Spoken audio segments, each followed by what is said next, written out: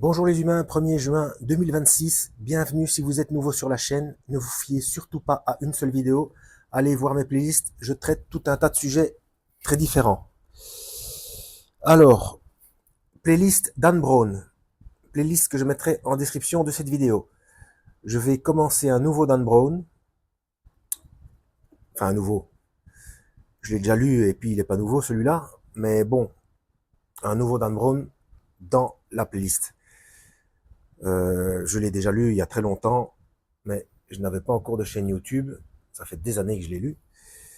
Et donc, je n'avais rien vérifié. Puis, il n'y avait pas eu le premier confinement, etc. Enfin, bref, je vous passe les détails euh, qui sont des détails historiques, puisque tout le monde l'a vécu. Hein, d'accord. euh, Alors, pour ceux qui connaissent la chaîne, euh, vous savez que je me laisse submerger par les marque-pages. Donc, comme je vais le commencer, et dès que j'ai ouvert, ça commençait déjà. Donc, avant même de mettre des marque-pages, je vais déjà faire en sorte de ne pas en mettre deux. D'où cette première vidéo directement. Comme ça, je suis débarrassé de ces informations-là. Euh, alors, Da Vinci Code. Ce n'est pas le premier en fait. Hein. C'est celui qui a été connu parce que ils en ont fait un film. Mais en fait, c'est le quatrième. C'est le quatrième de Dan Brown. Et c'est le deuxième concernant ces histoires de, enfin, où le personnage apparaît, le personnage de Dan Brown. Hein, la première fois où ce professeur apparaît, c'est dans Ange et Démon. Dans les films, ils ont fait le film Ange et Démon après Da Vinci Code. En fait, il y a une inversion. Hein. Normalement, le premier c'est Ange et Démon et le second c'est le Da Vinci Code. Mais ils ont commencé avec le Da Vinci Code, je sais pas pourquoi, mais enfin ça a bien marché. Et c'est intéressant. Alors, je rappelle, ça reste un roman. Donc, il y a des bases sur des textes apocryphes. Je rappelle que dans les textes apocryphes, déjà, pour le salut de l'âme, pour accéder à la vie éternelle, il y a tout ce qu'il faut dans les Bibles, entre guillemets, normales, excepté les erreurs manifestes et dangereuses dans la traduction du monde nouveau, qui est la Bible des témoins de Jéhovah. Je suis désolé, c'est comme ça. Si vous êtes témoin de Jéhovah, vérifiez vous-même dans les textes hébreux, araméens et grecs anciens. Il y a un gros souci, notamment dans les premiers versets du premier chapitre de l'évangile de Jean. Directement, on fait du Christ un autre Dieu que Dieu. Polythéisme, il n'y a qu'un seul Dieu. On va pas revenir là-dessus. Allez voir ma playlist, la Trinité. Et pour ceux qui parlent, là je parle d'une autre confession ou des gens qui ne comprennent pas, qui parlent de trois dieux, non. Tritéisme n'est pas Trinité. Tritéisme, c'est trois dieux. Trinité, c'est trois fonctions pour un seul Dieu. Voilà. Donc le Dieu est complet. D'où le terme pluriel Elohim dans la Bible. Elohim, c'est pluriel. Et en hébreu, comment savoir qu'on parle de Dieu ou des anges déchus qui se font passer pour des dieux? Eh bien, il faut regarder le verbe derrière. En hébreu, si le verbe est au singulier et que Elohim est au pluriel, puisque c'est Elohim, ce n'est pas une erreur. Ça veut dire qu'on parle de l'éternel. On parle de Dieu. Si le verbe est au pluriel, c'est qu'on parle des faux dieux. Là, il faut considérer le terme pluriel de plusieurs dieux, du polythéisme. Voilà. Mais bon, tout ça, ce sont des informations linguistiques qui ne sont pas du sujet de la vidéo. Et je vais me dépêcher, sinon je vais à nouveau avoir un décalage sonore. Donc, Da Vinci Code, playlist Dan Brown en description de cette vidéo.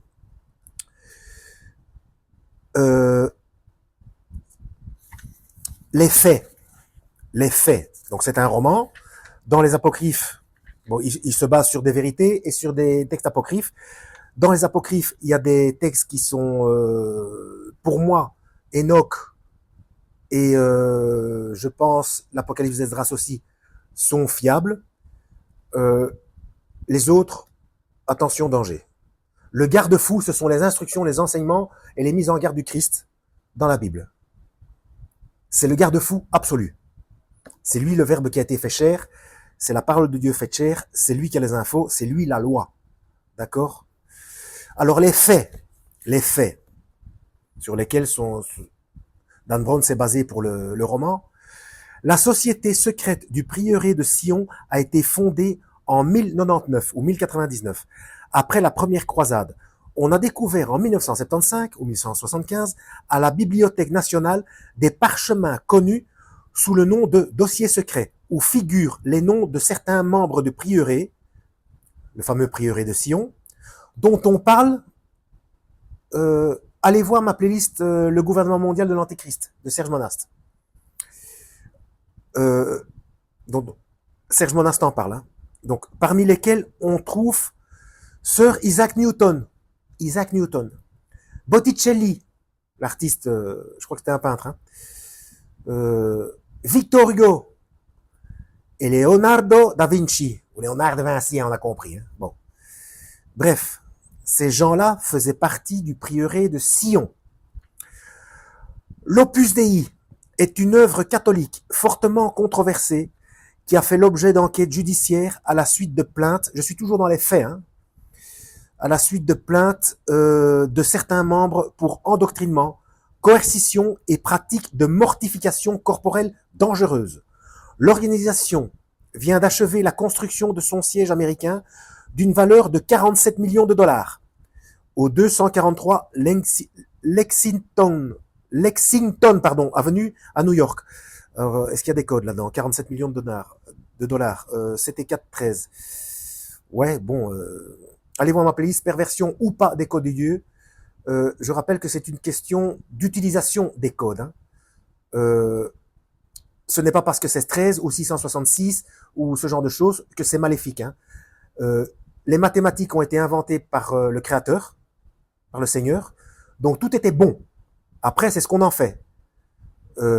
Lucifer est un voleur de codes et soit il les inverse complètement, soit mais dans tous les cas, il les pervertit par manipulation malveillante. Voilà. C'est un être malveillant, mais il ne sait rien créer. Tout ce qu'il fait, c'est copier, voler, copier et pervertir. D'ailleurs, un de ses surnoms, je l'ai déjà dit, mais je répète pour les nouveaux, bienvenue. Un de ses surnoms, c'est le singe de Dieu. Hein, d'accord? Donc 13, c'est le Christ et ses apôtres. Alors vous allez me dire, il y avait Judas. Oui, mais même quand Judas était évincé, il y a quand même quelqu'un d'autre qui a pris sa place parce qu'il faut quand même 12 apôtres. Et il y a les noms des 12 apôtres au-dessus des portes de la cité céleste, etc. Enfin bref, il en fallait 12, hein, de toute façon. Alors 243. Là, on a 2, 4, 7... non, 2, 4, 6, pardon. Moi, je sais plus compter. 6 et 3. 9. Ouais, c'est le 6 inversé. Ouais, je sais pas. Bon, bref. Alors, toutes les descriptions de monuments, d'œuvres d'art, de documents et de rituels secrets évoqués sont avérées. Donc, quand vous lisez ce livre, donc je vais y venir à un moment donné dans la playlist d'Anne Brown, hein, tous les rituels secrets évoqués sont avérés. Donc, c'est vrai. C'est vrai. Donc ça, c'est pour les faits. C'est pour les faits. Et Dan Brown, bien entendu, il utilise des vérités et d'autres choses et des textes apocryphes, etc., dont parfois il faut se méfier. En fait, les textes apocryphes, même dans les manuscrits de Qumran, on a retrouvé des textes apocryphes.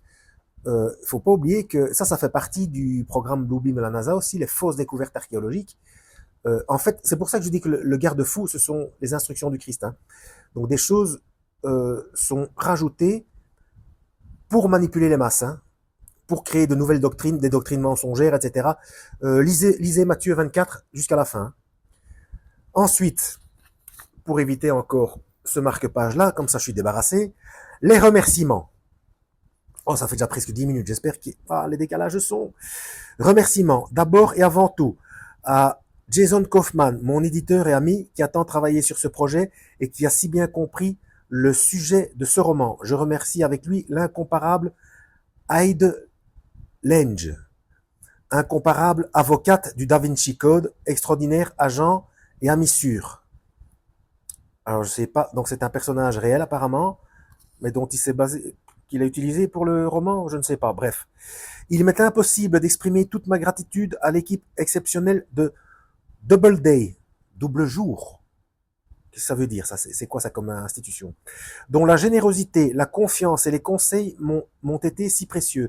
Merci tout particulièrement à Bill Thomas et Steve Rubin, qui ont cru en ce livre dès le début. Toute ma reconnaissance également au noyau de supporters de la première heure, dirigé par, je vais citer les noms, parce que parfois ça peut éveiller certaines choses chez certains, chez des gens qui ont fait des recherches, et peut-être que ça parle à certains. Donc dirigé par Michael Palgon, Suzanne Hers, Janelle Mauburk, Jackie Everly et Adrienne Sparks, ainsi qu'aux talentueux représentants de Doubleday. Qu'est-ce que c'est que ce groupe, les Doubleday? Et d'ailleurs, ils sont combien ces gens? 1, 2, 3, 4, 5. Ainsi qu'aux talentueux représentants de Doubleday, sans oublier Michael Windsor pour sa sensationnelle couverture. Il y a quand même une 6e personne. Ah non, j'exagère. Ça fait 8 parce qu'il y a Bill Thomas et Steve Rubin. Donc, j'exagère. Mais par contre, là, il s'appelle quand même Michael Windsor. Hein. Windsor, c'est quand même le nom qui a été pris par une branche des Saxe-Cobourg-Gotha, parce que ça faisait trop allemand, pour prouver à leur peuple qu'ils n'étaient pas du côté des Allemands. Les Windsor, pour ceux qui ont deviné, j'ai nommé la famille royale anglaise. Hein. Donc les familles royales anglaises, hollandaises, belges, etc., ce sont tous des Saxe-Cobourg-Gotha. En réalité, ils peuvent changer de nom tant qu'ils veulent, ce sont des Saxe-Cobourg-Gotha. Ce sont tous des descendants de Léopold Ier. Hein. Il a mis sa petite graine partout pour avoir une mainmise sur l'Europe. Hein. Alors, pour leur généreuse assistance dans mes recherches, je voudrais aussi remercier le musée du Louvre, donc il a eu accès, le ministère français de la Culture, le projet Gutenberg. Gutenberg? Il y a un projet Gutenberg? Gutenberg. Ce serait pas la première Bible, vérifiez ce que je dis, hein, la première Bible imprimée, projet Gutenberg. Y aurait-il corrélation? Je pense tout haut parce que peut-être que ça peut vous aider et peut-être que vous pouvez me corriger si jamais je raconte n'importe quoi. Mais moi, ça me fait penser à des tas de trucs. Pour moi, c'est une grande toile d'araignée avec des tas de connexions partout. Hein. S'il y a un projet Gutenberg et que la première Bible imprimée était une Bible Gutenberg donc la machine à imprimer, est-ce que ce projet ne serait pas la dernière Bible imprimée Vatican qui est prévue pour manipuler les masses dans lesquels il y a énormément de changements visant à éloigner les gens de l'enseignement du Christ. Je rappelle comme ça pour un petit détail, dans les éditions chinoises, il paraît, j'ai pas encore eu en main, mais j'ai eu l'information, je sais plus d'où, bref, dans les éditions chinoises de la Bible, le Christ aide à lapider la femme adultère. Hein. Il ne la sauve pas. Hein. Donc ça, c'est pour vous donner une petite idée qu'il y aurait dans la dernière Bible vaticane. Hein. Bon. La Bibliothèque nationale, toujours en remerciement, la bibliothèque, donc il a pu entrer à la Bibliothèque nationale, à la bibliothèque de la Société, ça c'est intéressant, la Bibliothèque de la Société gnostique. Il y a une bibliothèque de la Société gnostique. Ça c'est intéressant. Le département de peinture et le service de documentation du Louvre, donc il a eu accès à tout ça, la revue Catholic World News, le Greenwich Royal Observatory, la London Record Society, hein, la Monument Collection de l'abbaye de Westminster, donc il a eu accès à tout ça, hein, John Pike et la Fédération of American Scientists, donc la Fédération des scientistes américains, John Pike, le même nom de famille qu'Albert Pike. Je vous redirige une fois de plus sur ma playlist le gouvernement mondial de l'Antéchrist, ainsi que les 5 membres de l'Opus Dei, 3 actuels et 2 anciens, qui m'ont fait part d'anecdotes positives et négatives, illustrant leurs expériences au sein de cette organisation. Ma gratitude s'adresse aussi à la librairie Water Street pour m'avoir fourni tant d'ouvrages utiles à mes recherches, à Richard Brown, mon père, professeur de mathématiques et écrivain, pour ses éclaircissements concernant la divine proportion et la suite de Fibonacci. Très intéressant ça au niveau mathématique. Allez voir ma playlist Les athées ont-ils raison. À Stan Planton, Sylvie Bodlock, Peter McGuigan, Francis McInerney, Margie Wachtel, André Vernet, Ken Kelleher, entre parenthèses, Anchorball Web Media, ça doit être la société dont Ken Kelleher s'occupe, Kara Sotak, Karine Popham, Esther Sung, Myriam Abramovitz, désolé pour la prononciation, hein, William Tunstall Pedou et Griffin Wooden Brown. Bon, c'est pas mal de noms anglo-saxons, j'ai mis de temps en temps l'accent anglo-saxon, mais bon. Enfin, dans un roman où le féminin sacré tient une si grande place, je n'aurais pas l'outrecuidance de ne pas citer les deux femmes extraordinaires qui ont, entre guillemets, touché ma vie. D'abord ma mère, Connie Brown, complice en écriture, musicienne, éducatrice et modèle, puis ma femme, Blight, historienne d'art, peintre, éditrice de tout premier plan et, sans aucun doute, la femme la plus exceptionnellement douée que j'ai jamais rencontrée. Je voudrais rajouter encore une chose. Il remercie donc pour leur généreuse assistance dans ses recherches. La bibliothèque, non, ça n'existe pas une bibliothèque, une bibliothèque. La bibliothèque de la Société gnostique. Je rappelle que le gnosticisme n'est pas la gnose. Il y a toujours le contraire de quelque chose. Donc, je rappelle que, d'ailleurs, allez voir la playlist, ouais, j'en ai fait une playlist, je crois, mais j'ai pas mis grand chose, mais allez voir la chaîne Arkenoia, très, très sympathique, j'ai un petit peu discuté avec lui, c'est quelqu'un de très bien, et il connaît son sujet, et il a compris ce que j'ai dit, et il en a fait la correction, donc, la gnose, ce n'est pas le gnosticisme, hein. Le mot gnose dans le Nouveau Testament est cité au moins 49 fois. La gnose, et ce n'est pas quelque chose de négatif. La gnosis, en grec, c'est la connaissance, c'est tout. Il n'y a rien de secret, il n'y a rien de magique, il n'y a rien de bizarre, il n'y a rien d'ésotérique, il n'y a rien de sorcier. Ce n'est pas de la sorcellerie, ça n'a rien à voir avec la Kabbale. Par contre, tout ce que je viens de citer, ça c'est du gnosticisme, c'est vrai. D'accord ? Ça c'est danger, ça c'est interdit par Dieu. D'accord ? Donc tout ce qui est société secrète, etc., ça c'est du gnosticisme, c'est de l'illuminisme, etc. Mais la gnose en fait, c'est offert, c'est offert jusqu'à un certain point. Le terme gnosis, regardez dans le texte grec, dans le Nouveau Testament, c'est la connaissance. Hein. C'est ce qu'on reçoit quand on est de nouveau. C'est le fait de se rendre compte de qui est le Christ et de son sacrifice, etc. Donc il y a pas de secret, mais c'est donné à qui, en fait, la gnose, c'est la conséquence du baptême de l'Esprit Saint. La gnose, c'est la nouvelle naissance. Donc c'est pas pour ça qu'on connaît tout et tous les secrets de l'univers, ça n'a rien à voir. C'est un état d'esprit. Voilà. Donc, il faut faire la différence entre les deux. C'est dangereux de mélanger les deux. Parce que pour certains, un gnostique, les mots sont pervertis. Hein. Je l'ai déjà dit, allez voir ma playlist Perversion ou pas des codes de Dieu. On dit que la gnose, ce sont les Esséniens, etc. Oui, sauf que maintenant, quand vous allez sur YouTube et vous cherchez et vous tombez sur des chaînes qui se disent des Esséniens et qui ont la gnose, vous tombez sur des kabbalistes.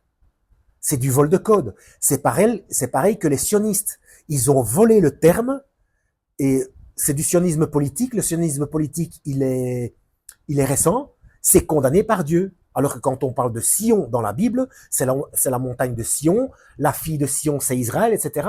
Ça, c'est bénéfique. C'est pas maléfique. ça vient de Dieu. Mais c'est chaque fois pareil, ils volent les termes, ils volent les noms, et c'est perverti. Donc, un gnostique, c'est quelqu'un qui est né de nouveau. Ce n'est pas un gnostistique, ou je ne sais pas comment est-ce qu'il faudrait dire. Vous voyez ce que je veux dire? Ça n'a rien à voir. Hein. Et dans la gnose, il n'y a rien de secret. Il n'y a rien de secret, il suffit de naître de nouveau. Et en fait, sans vous en rendre compte, une fois euh, que vous reconnaissez que le Christ est Dieu et Fils de Dieu et que vous comprenez et que vous sentez que vous êtes repentant, euh, que vous regrettez votre état et que vous comprenez que le Christ a donné sa vie pour vos péchés, que pour vous faire accéder à la vie éternelle, eh ben vous êtes gnostique. Mais ça n'a rien à voir avec le gnosticisme. C'est parce que vous avez, gnosis, la connaissance de qui il est et de ce qu'il a fait pour vous. Rien à voir avec les trucs kabbalistes, sorcellerie, etc. Voilà, tout ça pour ça. Plus de 20 minutes dit. Bon, j'espère qu'il n'y a pas de décalage de son. Hein. Sinon, vous regardez à côté pendant que j'explique les trucs. À la prochaine, lisez la Bible et que Yahweh vous guide.